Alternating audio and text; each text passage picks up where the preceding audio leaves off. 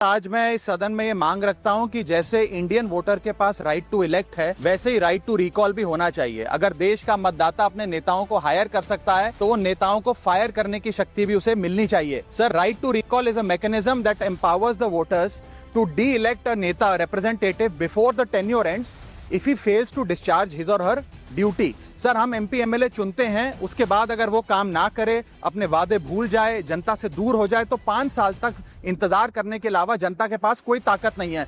कोई interim provision नहीं, कोई अकाउंटेबिलिटी नहीं, कोई परफॉर्मेंस रिव्यू नहीं, कोई करेक्टिव ऑप्शन नहीं।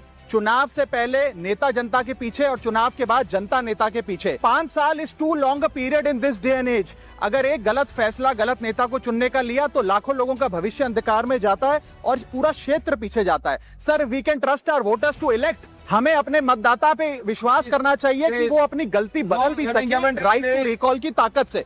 Sir, let me clarify that right to recall is not a weapon against politicians. It is an insurance policy for democracy.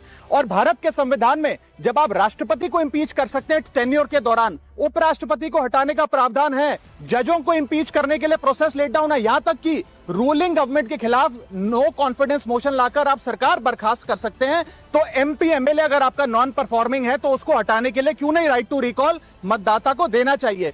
दुनिया की 24 से ज्यादा डेमोक्रेसीज में राइट टू रिकॉल का मैकेनिज्म लागू है, जिसमें यूएस, कनाडा, स्विट्जरलैंड जैसे देश है। मैं आपको उदाहरण देता हूं सर, कैलिफोर्निया में एक गवर्नर क्रिस डेविस नाम के नेता 2002 में चुने गए।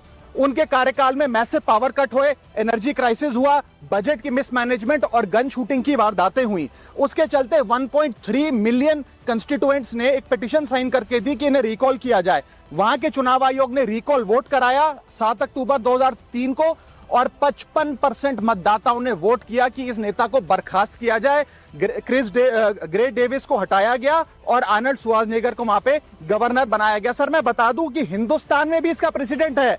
कर्नाटक, मध्य प्रदेश, महाराष्ट्र और राजस्थान में रिकॉल मैकेनिज्म ग्राम पंचायत के स्तर पे लागू है और ग्राम सभा के लोग मतदाता वोट करके उन्हें वापस बुला सकते हैं। सर, लेकिन इसका मिसयूज ना हो, इसलिए हमें सेफगार्ड्स भी बनाने पड़ेंगे। एक थ्रेशोल्ड रखना चाहिए कि 35 से 40% मतदाता अगर साइन कर दे तभी राइट टू रिकॉल वोट करवाया जाए।